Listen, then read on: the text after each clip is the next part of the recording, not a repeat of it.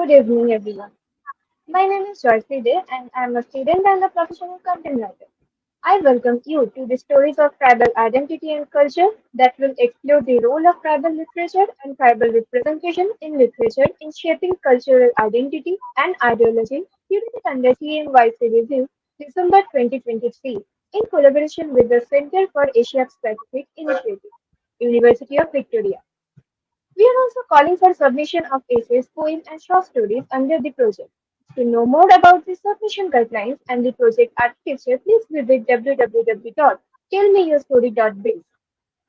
This evening, I consider myself very privileged to be in the company of our esteemed panelists, Professor N. Santanayak and Dr. Suparna Banerjee, who will shortly share their views and insights with us. ನನಗೆ focus There was one more panelist, Padmasree Anvita Abdi, but she is not well. We wish her a speedy recovery today. So, moving forward, the topic for today's discussion is objectification and gender fantasy, politics of representation in Adivasi narratives. Under the sub-theme, positions, circumstances, and battles of tribal women in popular fiction. Before we begin, I would like to introduce our speakers.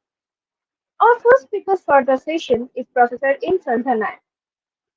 We are delighted to have you on the panel, sir. Professor N. Santhanai teaches English literature and language at Vijayanagara Sri Krishna Devara University. He writes in Kannada and English, penned four novels, four short stories collection, and also plays and article collection. He submitted a major research on Banjara language and cultural dictionary. He has written a play in English titled The Banjara Warrior and a novel, Godmati and Ending Journey. Thank you for joining us in the evening. Our second speaker for the session is Dr. Suparna Banerjee. We are delighted to have you on the panel, ma'am. Dr. Suparna Banerjee has completed her PhD in political science from Center for Development Research, University of Bonn, Germany. She has completed her bachelor's and master's in sociology from Presidency College, Kolkata and University of Calcutta, respectively. Her book, Maoist and Government Welfare, Excluding Legitimacy or Legitimism Exclusion, has recently been published by Reuters. Her area of expertise includes conflict studies, Adivasi rights, state, and legitimacy. Thank you, ma'am, for joining us this evening. We will now open the forum for discussion. I would now request Professor In Santanayak to share his insights. Sir, over to you now. Yeah, thank you, Jayashree. Uh, Indeed, the Adivasis in entire India, indeed, how they are treated and how this gender discrimination or gender fantasy object and how they are objectified. See, what is happening in India, Adivasis are taken for granted. Why this is happening? After all, they are Adivasis.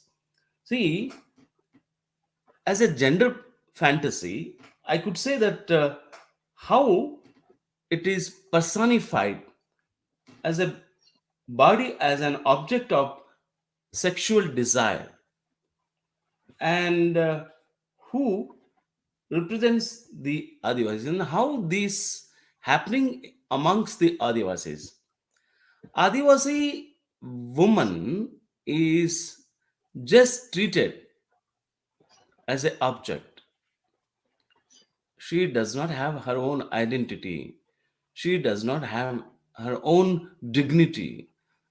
As a tribal, what I have sensed, what I have experienced, a first-hand information I am providing you all. See, Adivasi woman, particularly I'm focusing on my community. I start from this the girl child selling scam, which is prob- very much seen in the part of Gulbarga district.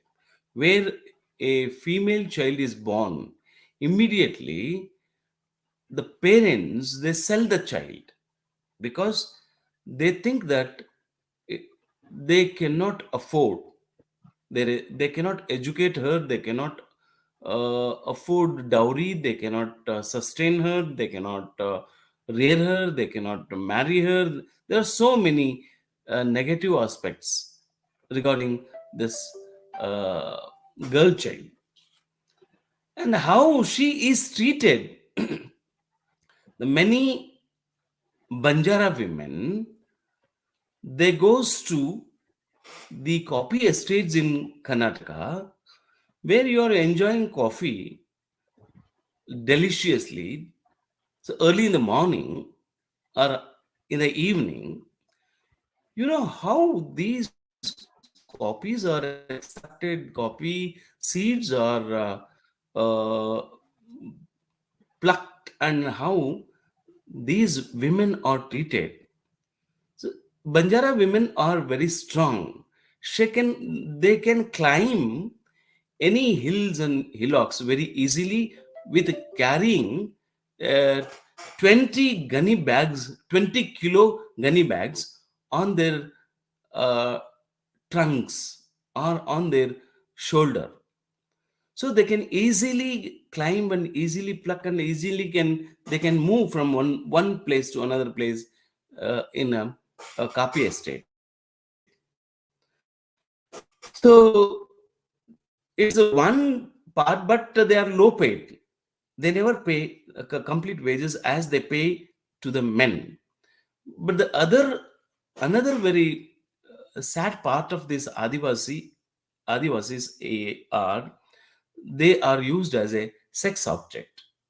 The owner of the copy estate, the writer of the copy estate, the supervisor of the copy estate, they all plan to rape her, plan to molest her, plan to use her as a sex object. So, do the Adivasi voice is having any value or voice is recognized? Adivasis are just the part of this nation. Still, they are struggling. See, I have a very good example of Rajesh, a, a boy who used as an object. There was a reality show in TV, one of the Kannada TV channel. Uh, the title of the reality show is The Forest Boy Came to the Civilized World. Then how these people, these boys, the tribal boys, maybe some 15 boys, they were the part of this reality show. They have never seen this amazing, colorful, civilized world, so called civilized world. And Rajesh is the one who became culprit for this. So he was tamed, not trained, tamed by a beautiful girl. But unfortunately, Rajesh was he married in his childhood. But most unfortunate thing is he had infatuation with the girl who trained him because she is very beautiful. But the most unfortunate thing is at the end, it, it was a tragic end that he commits suicide because he did not understand the dilemma, he did not understand the duality, he did not understand the hypocrisy of the so-called civilized world, and at the end he was admitted into the hospital, he became mad, and at the end he committed suicide. See, do the tribal women have their voice? They are double oppressed. They're oppressed by their family members inside the home, and the second, the outside, the society, the landlords. They They try to molest them. They try to peep their body, wear the torn out clothes, and they try to peep them and enjoy them. So this kind of situation is still, it is going on in Karnataka, not exactly in Karnataka. A 10-year girl was raped by a owner recently, but it is not, the people are not filed any case. It is not become a issue in any channel or any news print media. And see this uh, other televisions and other part of the social medias and all, it never became a big issue. So a 10 years girl, she was raped and killed by a psychopath. So while these people are migrated to work in sugarcane fields, so recently it was happened. So many women, they were raped, but they never become the issues in any of the medias. So in reality, so what is happening? Uh, the narratives of the upper caste people who do not know the reality of these tribal women, the realities of the tribal, their interpretation, how they use them as an instrument, an object. They never use them as human being. They never give the justice to their voice. So, for instance, a upper caste writer uh, who has written Shivran Karan, who has written Choma Nadudi. Here, Choma is a lower caste man who is not recognized, who is not identified by any of the society's members. Chandri in U.R. Anantmurthy's novel, she used as a sex object. She does not have any identity. She does not have any entity. Chandri is a most beautiful Dalit woman. She is used by these upper caste people, but she has no voice. She has no her own identity, and she is suffering from all these things. So they don't have their life. They don't have their own way of life. They don't have their identity as particular. And one more very interesting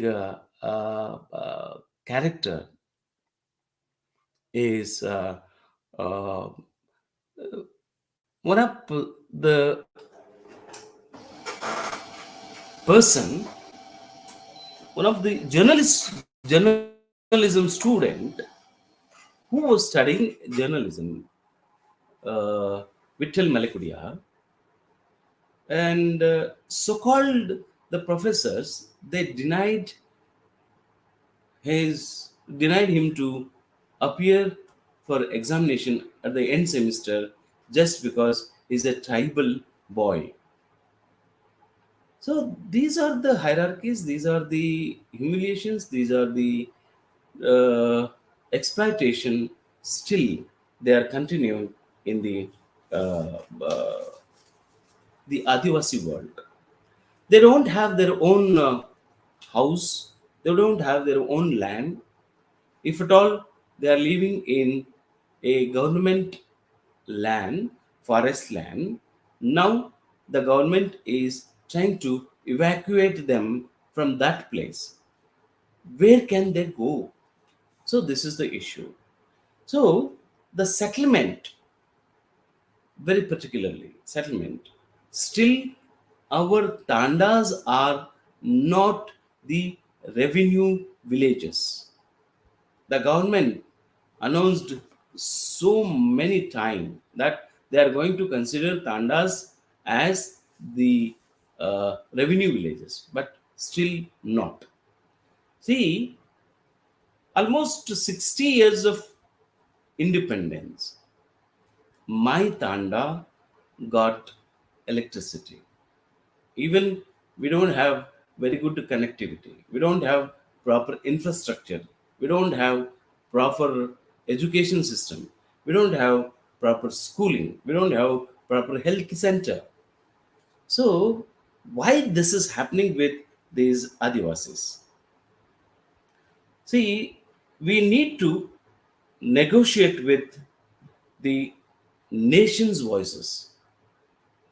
There are so many Adivasis, their voice is completely mute, muted. They don't have any right. They don't have anything to ask to the government. So if at all they ask, do the government sanction? Do the government honor them? So this is my question. And very interestingly, a 6-year-old boy, a Prakash boy, he uses singular. Maybe for example, uh, maybe a 6 years Brahmin boy, when he goes to call him for some work, he calls Johnny by name. Johnny by name, a 6-year-old boy. But Johnny cannot in turn use singular. This is paradox which still we are facing in the uh, tribal world. So, how voice represents the environment, how we need, how we have to understand the ideology, the tribal ideology. Still, they are treated as de-notified. Earlier notified during the colonial eras, now they are considered as de-notified. So, how body is a uh, the site for contesting ideology. Our human body itself is a ideology, as an ideology. How it is. So, if you are well dressed, if you are neatly dressed, so it represents something. If you are uh, expressing something very uniquely, then it speaks some ideology. So in that way, the the gender roles or the behaviors of men and women exhibit to the private and public realm. So how the gender roles, how the male and how the female, with somewhat there is a there is an equality. So what kind of equality? I have seen in my family, in particular occasion, my father used to distribute alcohol to all men and women, all my brothers and my sisters, including my mother, only special occasions. That much equality, that much freedom we have in Adivasis. So the socio cultural expectation that applied to the individual on the basis of the assignment to a sex category determined by uh, the genetical look.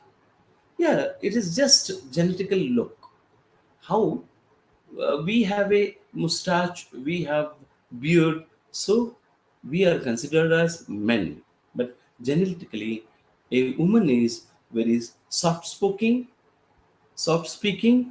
very smooth, and physically she is weak and meek.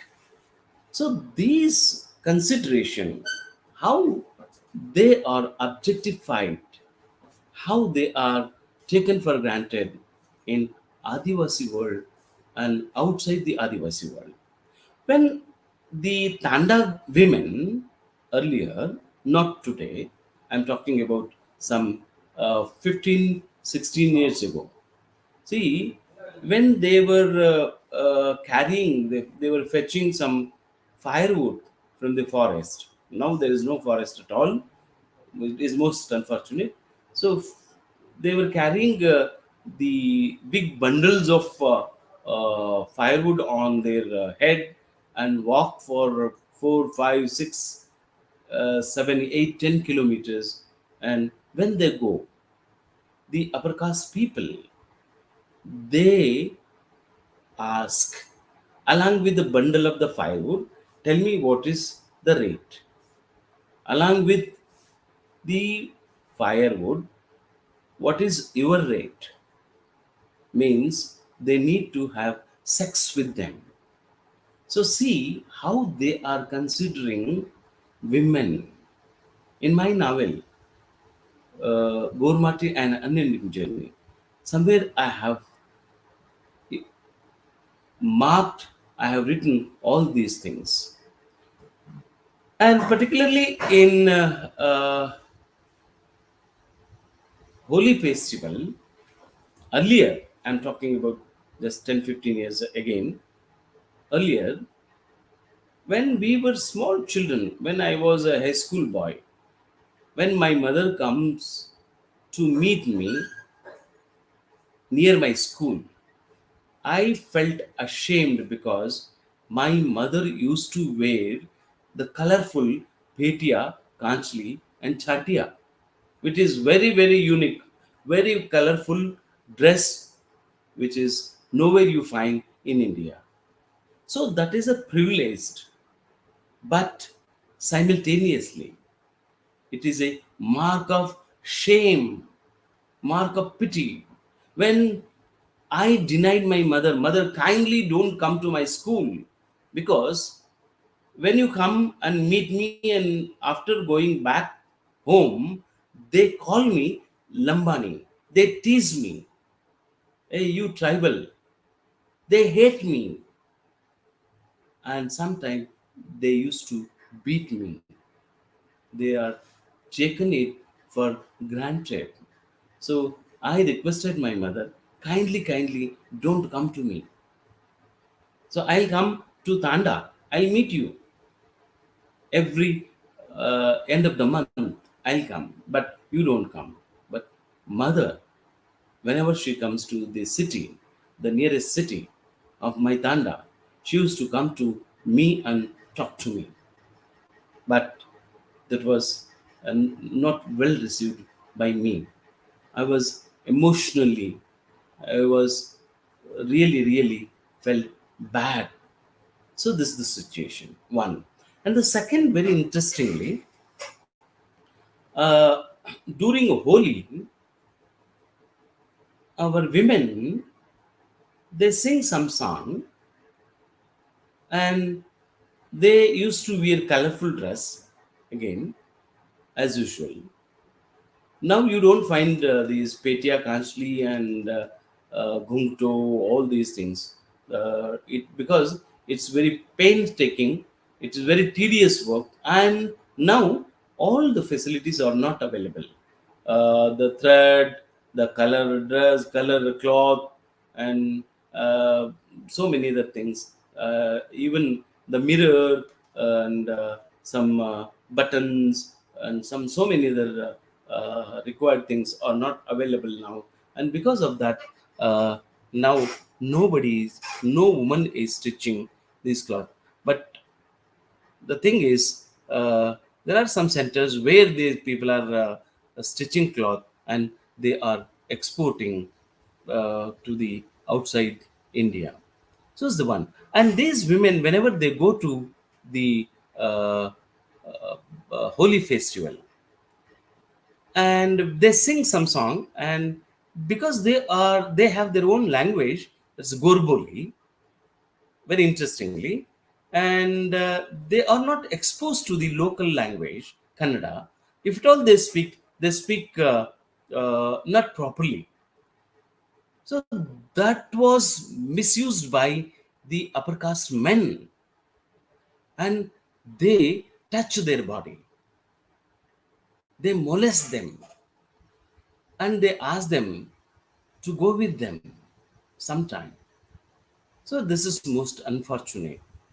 And when the educated sect of the people, when they saw educated students, they revolted against this, and they stopped all the women to go to the city and demand for the money.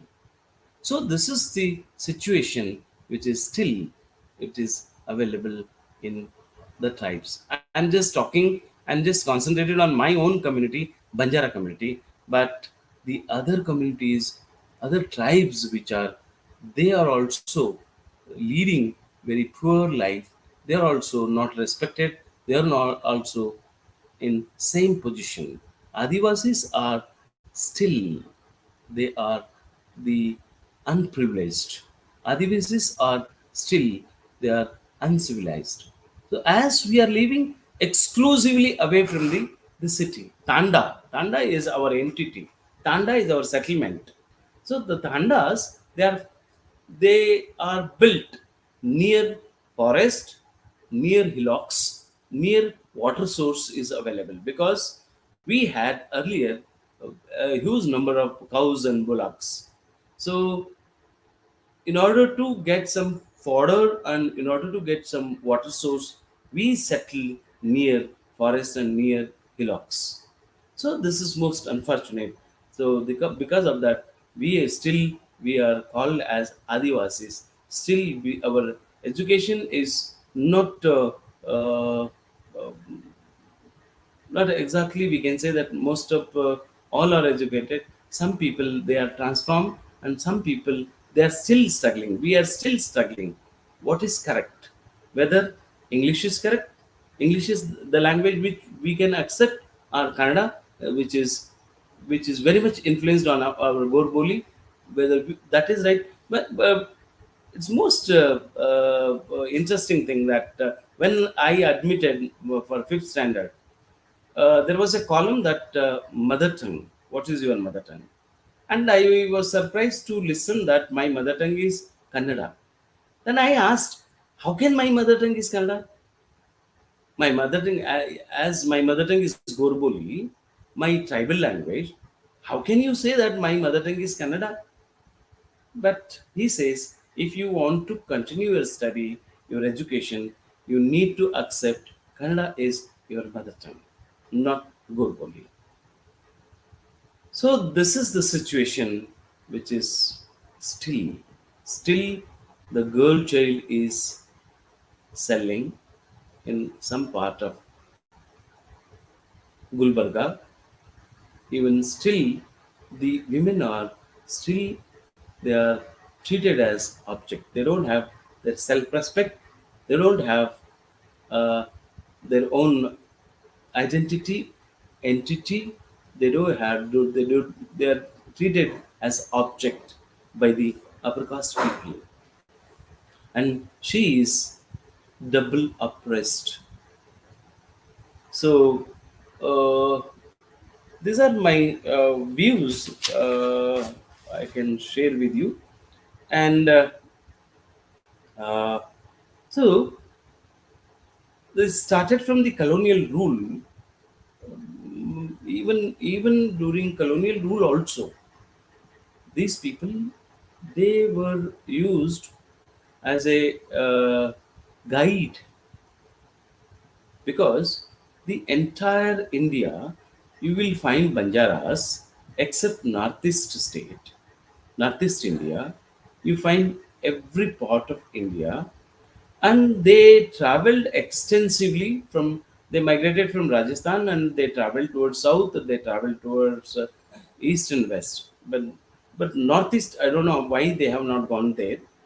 But the railway route now which you see which is available today is a Banjara mark. It is known as Banjara mark 1. And they used our service, colonial Britishers, they used our services, and when they came to know that we were stopping them of encroaching or deforesting, cutting the big trees for their shipbuilding and for this wood and everything. So they immediately stopped us to enter into the forest, and they named us as notified tribe immediately. One, and then before colonial rule, when Mughals were ruling, as our women are looking good, they are very smart, very beautiful, and these people, they immediately, they were taking them, and just they were treating them as Rakhel. They are treating them as, and the term is used for that is agua. Agua means kidnapping them and keeping them as their slaves for just sexual object, and later they converted them. So we find Muslim Banjaras. There are plenty of number in Uttar Pradesh and some part of Delhi and some part of Rajasthan and all, even Gujarat also. And colonial rulers treated Adivasis are uncivilized. We all know that how they treated us. So even after independence, after 11 months of India got independence, still Adivasis were in jail. This is the pathetic story of all Adivasis. Even after Yes, 11 or 12 months, 1 year particularly, so these Adivasis were still in jail after independence.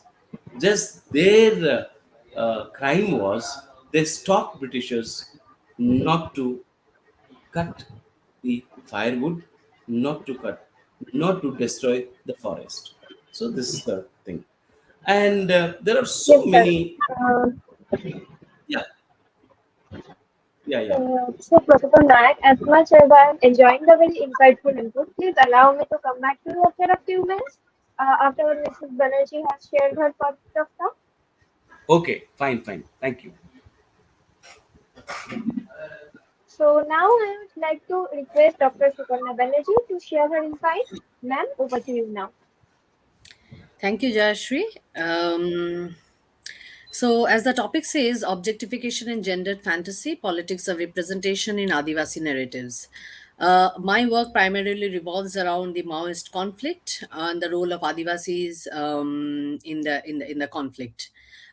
Just a little bit background about the conflict. It started way back in 1967 as Naxalism.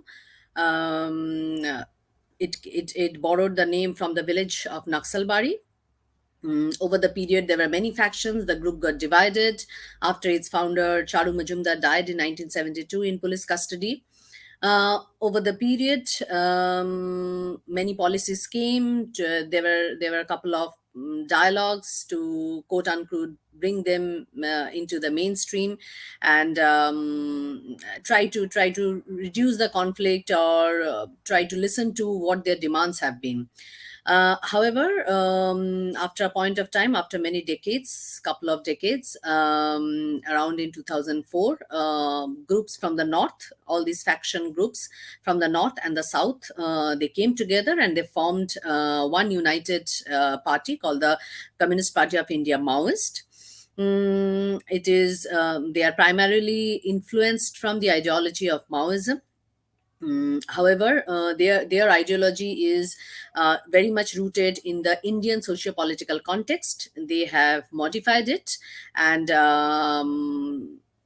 because their demands and their rights are against the Indian state. So naturally, they have tried to. They are not just blindly following the Maoist ideology. They have placed it within the context of Indian socio-political and economic scenario, and accordingly, they are continuing their fight.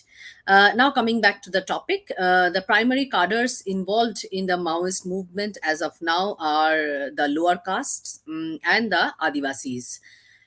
Um, the moment we hear the term Adivasis, there are certain imageries which come to mind. Dark, lanky, probably with some leaves around the head, as Professor Nayak was talking. Some sort of peculiar dressing, peculiar because it is very different from us, and anything different from us, we have the tendency to call it peculiar, because we are very afraid to know about the others. We are very afraid to make ourselves aware of what the other is. We are very much comfortable in what the dominant narrative is, and hence we don't look beyond. So these are certain imageries which come to mind whenever we talk about Adivasis. Um, However, it is also interesting, and we should also keep that in mind, that who these imageries are being constructed by. I mean, who is constructing those imageries? Is it the state? Is it the people? What kind of people? Are they upper caste? Are they lower caste? Do they belong to some other religious groups? I mean, all these identities and sub identities of the people who are forming those imageries also matter, because the way probably I, as a privileged person, will try to look at Adivasis will be very different from someone who is not so privileged economically, or socially speaking. So who these images are constructing, who is constructing these images, actually also matter. Now, when we talk about Adivasis and Maoism, there are basically two primary things, or two primary discourses which these Adivasi women are trying to challenge. One is Adivasi women in general, and Adivasi women as combatants. Those who are part of the cadres, those who are part of these groups who are fighting against the state. So on one side is their role as women, and on the other side they carry this responsibility and this role of as women combat, as part of this entire group which has taken up arms, who are violent. So these are also challenging and trying to destroy our stereotypical idea and our stereotypical image of who an Adivasi woman is, when we are trying to talk about Adivasis and Maoism. When these two identities are dovetailing with each other. Now the question remains, is it emancipation for women? I mean, did it really work in favor of women in emancipating, or did the Adivasi women really feel very empowered once they joined this movement? Now it is very difficult to give a straightforward yes or no answer to these kind of questions. One thing is certain: the fact that we are still talking about them, we are discussing it at various geographical locations, even virtually, says that Maoism must have done something to keep the momentum alive even till date, so that we keep on talking about the marginalized people. We keep on talking about these people whom we have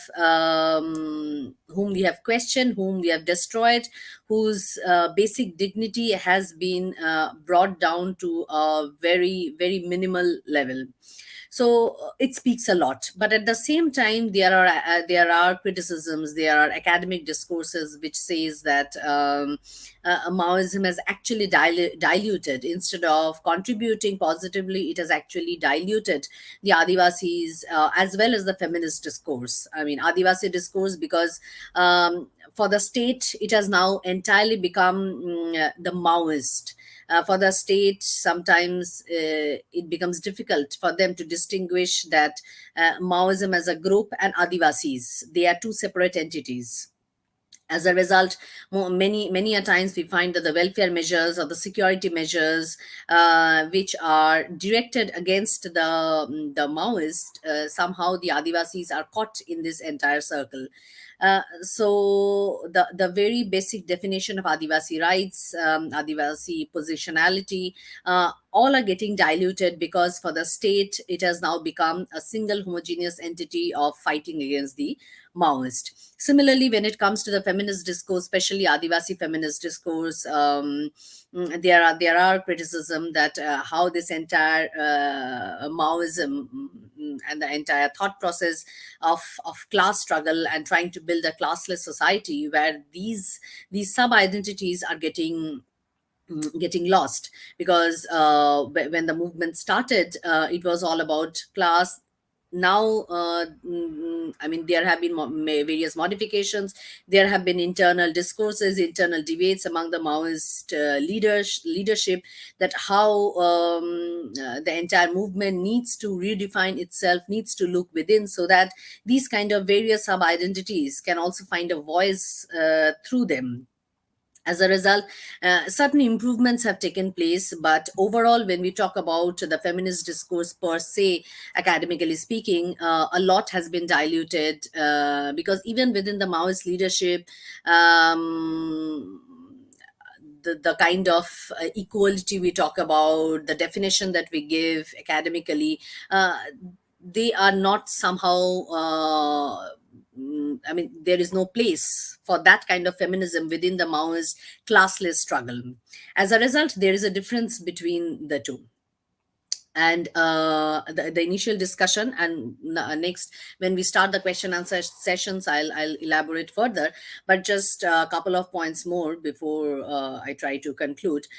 When we talk about the women cadres within the Maoist group, we are not just talking about a single homogeneous entity. It would be absolutely wrong to believe and to acknowledge that women cadres within the Maoist groups are a single homogeneous entity. When Naxalism started, it was primarily the middle class who began this journey, who became very inspired, who wanted to go back to the village, do something for the country, because for them, the freedom that they had got, because we are talking about 1960s, late 1960s, early 1970s, the freedom that they thought that the freedom that they had got a couple of decades back, that's not a complete freedom.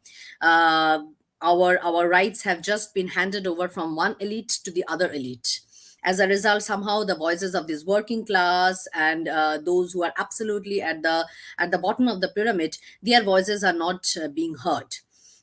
So it is primarily the middle class Bhadralok society, which became part of the Naxalism, which became part of Naxalism, and it includes even the women also, because for the women during that part of time, during that point in time, it was very important to challenge the stereotypical role that they were being assigned by their middle class Bhadralok society and the family. Even within the family, there were typical roles. Women could not study beyond certain degrees, then they were married off. I mean, it is still very relevant. We should not talk from ivory towers. It is still very relevant, and it is still going on as we speak. However, during that point of time, no one used to talk about it. Now at least we are talking about it. So for the middle class women at that point of time who wanted to join Naxalism, for them it was kind of trying to challenge the stereotypical role that is being assigned, and they thought that the stereotypical role being assigned is because the way the state has found its voice, and that is why it is necessary to change the state, to challenge the state, so that once the state is changed, once the state's nature and character is changed through our struggle, even the women will also find a voice. So they are very different why they joined. Their reasons for joining Naxalism is very different from, say, a lower caste woman joining Naxalism, or an Adivasi woman joining Naxalism. So it will be very absolutely wrong, I would say, to assume that women cadres who are fighting within the Maoist group, I mean, gun wielding women cadres, they are just one single homogeneous entity. And these are also certain imageries which do not come to our mind when we talk about narratives and discourse, that women, Adivasi wearing pant shirt, and with a red color, some scarf around her head, and with a AK-47, going to the field and fighting against the state representatives. It is mostly the men which comes to our mind. Women hardly comes to our mind, but women have been very much part of the at the forefront of this fight.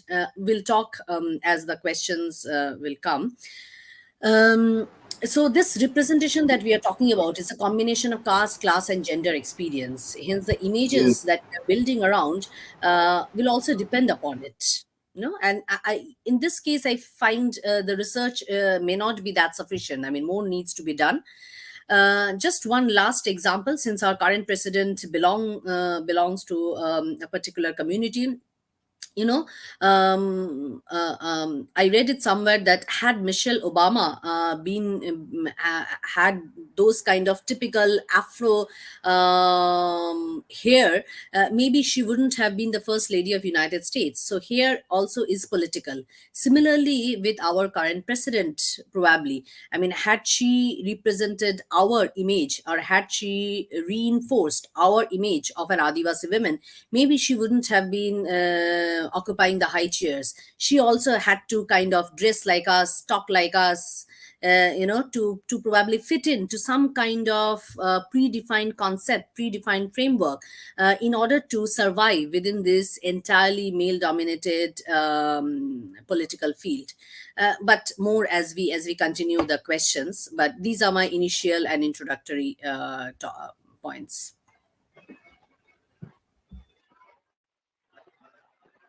Thank you, ma'am, very much for your insightful observation. So we will now move on to the next question answer session. My first question is for Professor N. Santanayan. So, in your novel Gaudamati and Unending Journey, you explore the tussle between nomadic nature and settlement within the context of Banjara tribe. The displacement of the Banjaras in your novel leads to a transformation in their lives and their acceptance of odd jobs. How does this transformation impact the dynamics of gender representation and objectification within the tribe?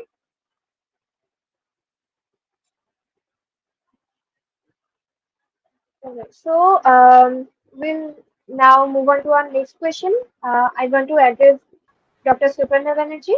Your first question is, in your book, Maoist and Government Welfare, Excluding Legitimacy or Legitimizing Exclusion, you discuss the socio-political condition of Adivasis and lower caste groups in relation to Maoism and government responses. So, how does this condition contribute to the objectification and gender fantasies present in Adivasi narratives? Sorry. Yeah. Thank you, Jayashree, for that interesting question. When we talk about these socio-economic conditions, political conditions, we have to first understand what ideology is. Ideology is not some fancy words, wise words written by some philosopher in some distant land, some foreign land.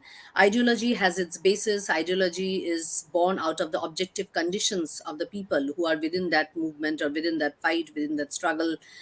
So it is our circumstance, socio-political, economic circumstance, that influence how we think, how we talk, how our ideas are built, how our ideology is constructed. So that, I think, is very important to understand, because state has this perspective about when state is trying to politicize the representation, it somehow dilutes this comment of ideology, this definition of ideology, because for the state, the Maoists are simply blindly following some distant land, some wise words of some philosophers from a distant land, and that has got nothing to do with the Indian democratic scenario. I mean, we can argue about that, but ideology can also be form out of the existential crisis, the existential socio-political economic condition of a person where he or she finds themselves.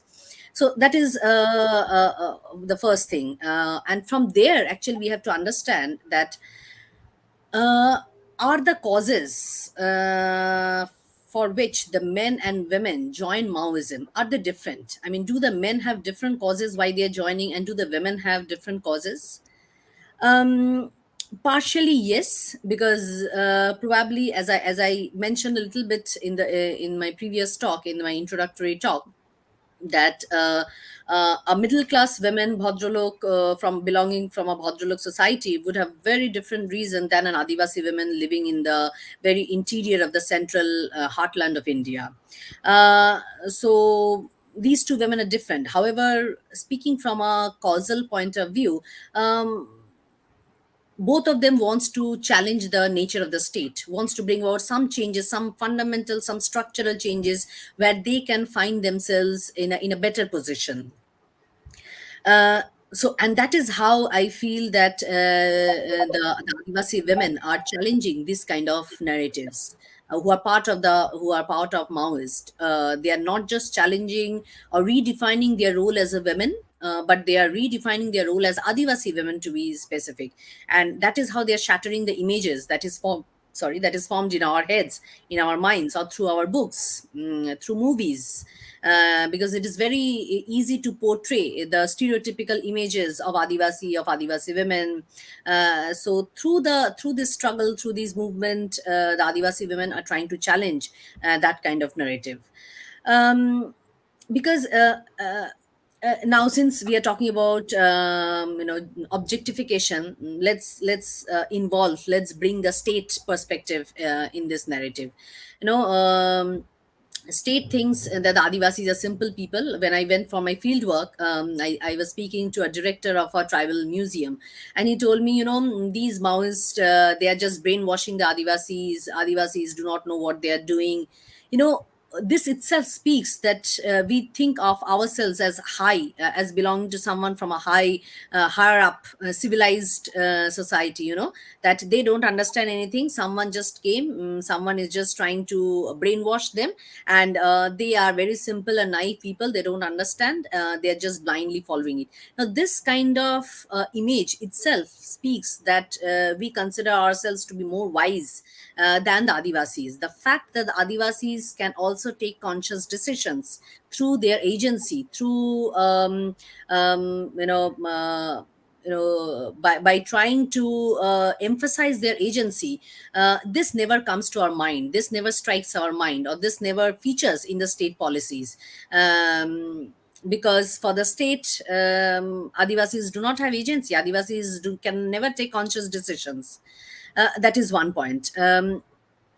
However, and funnily or ironically, state there have been many discussions, many criticisms about state sponsored Adivasi groups who are fighting against the Maoist. There are groups like Salva Jurum. Many people have written about them, that how state is actually sponsoring these fratricidal killings within the Adivasi people, by trying to pit one against the other, within the Adivasi groups. And there the state is defining that, this is a spontaneous uprising of the Adivasis who are tired and frustrated of the years and decades of violence. So when it comes to the state's extra constitutional groups, the Adivasis are spontaneous, they are taking their own decisions. But when it comes to the other part of the Adivasis who are joining the Maoist, that is not spontaneous. For the state, it is more of a brainwash. So these kind of narratives differ when it suits the state's narratives. So when it and therein, that is why the first point that I mentioned was, who is trying to build or construct that representation, and that we have to keep in mind. If it is state, it will be like this. When it suits their own narrative, that the decisions of the Adivasis is more spontaneous. But when it comes to joining the Maoism, no, they are simple people, naive people who are being brainwashed, who are just blindly following. This is from the state's perspective. But on the other hand, it is also true that not much has been done within the Maoist groups to to talk about the feminist discourse, or to really do something about the feminist discourse. I'll talk a little bit about the iconoclasm which happened in the during the initial period of the Naxalbari movement, where the people were the Naxalites were breaking the statues of many intellectual people, and their reason behind it was these intellectual people represent the state, represent the upper caste, upper class, educated people who never did anything for the working class or the peasant society. And funnily, it is found that most of the people, most of the intellectuals whose statues they were breaking are those who did actually something for the women. You know, be it Bidyasagor, Isha Chandra Bidyasagor, or Raja Ram Mohan Roy, they actually did quite a substantial amount. Maybe they haven't done quite lot for the lower class or the peasant class, but they did quite substantial social reform, social work.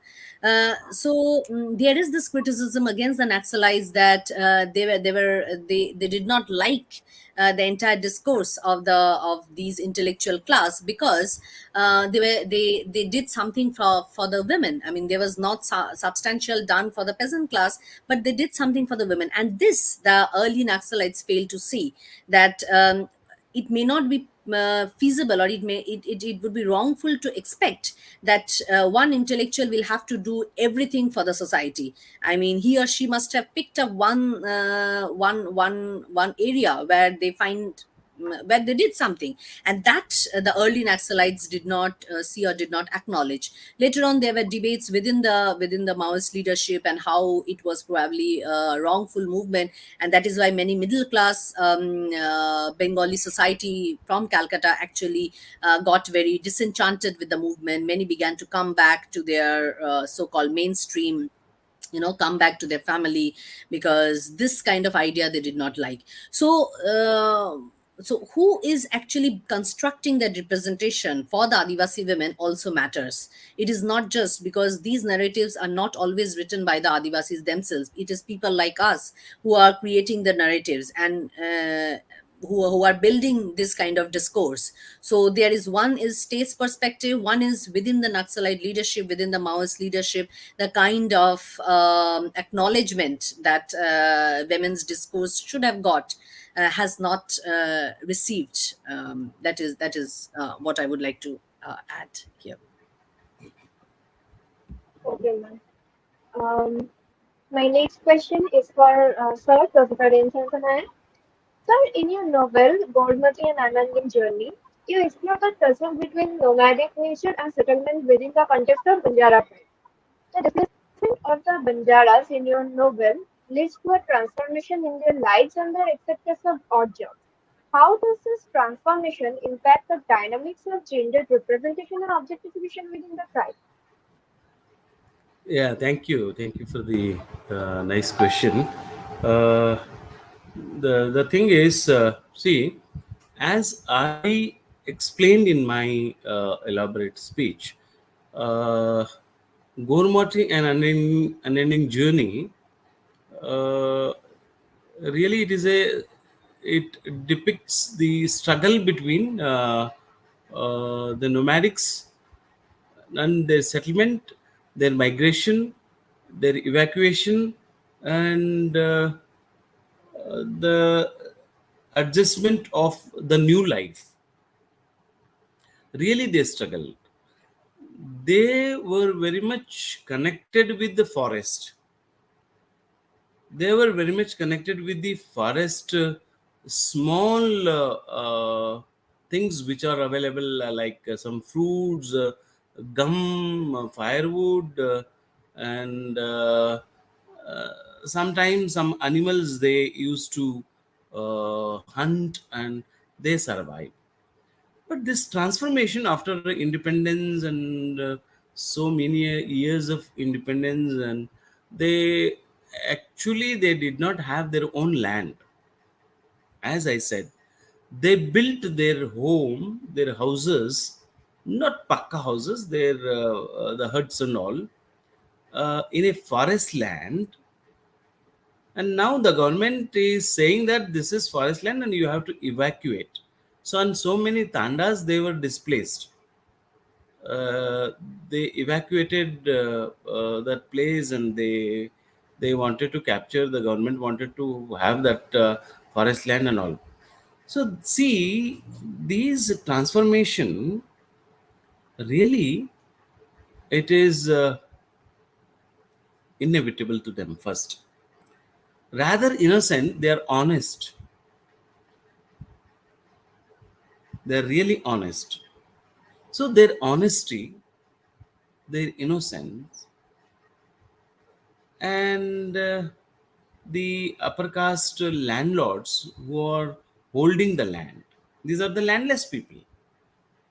They are who are holding land, and they are agriculture laborers, for instance, one thing. And normally they are migrating for 6 months, because here in Karnataka, most of the part, the agriculture is completely depend on monsoon rains, and it is a business of just 6 months. The rest of the time, they are jobless. They are not getting anything. So this 6 month, they migrate from one place to another place. For instance, they go Goa for earning the livelihood. They go metropolitan cities like Bangalore. They go Kerala. They go Mangalore. They go Mumbai also. So for their work, and and there they completely uh, com- they forgotten. They are not recognized, they are not identified, they are not at all. They feel that their home, their homeland, their comfortable life and all. So this is how, uh, again, the women, as a as as men goes, and she obviously she has to go, and how she is looked down upon by the, you we know that the harassment at workplace, they are innocent, very innocent, illiterate, particularly illiteracy, and they think that upper class people are very good, upper class people are very powerful, and that is again creating some kind of a guilty inferiority in these people, and they become abject, and their women, certainly their women become the sex object for them, and they become culprit, they become prey, and these people, they hunt them. So this is how, it's a very interesting question that Adivasis, not exactly Banjaras, all Adivasis, they may be Hakki they may be Handi Jogi, they may be, there are so many. There may Wagri, there may so many tribes. Ilikudia, Malekudia, Yarwa, then Siddhi, Gauli, so many. Still they are illiterate, still they are innocent, and they are struggling to adjust with this new modern world, and they are in dilemma, exactly in dilemma. Whom to trust and whom not to trust, whom to believe, whom not to believe, who is good and who is their well wisher. So that dilemma, that conflict is still in their mind. So that is how this transformation, though this, and gradually, some people, some younger generation, they are transforming, and younger generation, they are trying to understand the double standard of the society. See, uh, though there are a few people who speak Konkani, their language is identified, their language is entered into the 8th schedule of Indian Constitution. Whereas almost 8 9% of the total population of India, Banjaras, they scattered from Kashmir, from Kanyakumari to the Delhi, and up to Kashmir. So these people, their their language is not identified. Their language is not scheduled. Their language is not honored. When they are not recognized by the society, they are recognized by the people, recognized by uh, uh, uh, the governments. How can their language, how can their culture? We need the colorful culture to showcase this so-called that India is a beautiful, India is a land of beautiful culture. They need Banjara culture, Banjara dress, Banjara pattern, Banjara unique food, Banjara, but they don't want their language, they don't want their identity, they don't want their education system. They can come and they can enjoy, they can privileged. Yes, Okay, sir. Thank you, sir, for your insights and observation. So this now brings us to the end of today's session. I thank all the panelists once again for sharing invaluable perspectives on the topic. This is to remind that we are calling for submission on tribal literature and tribal representation in literature, the details of which can be viewed on www.tellmeyourstory.biz. We will come back to you soon with our next panel discussion on the project. Till then, good night, everyone. thank you very much.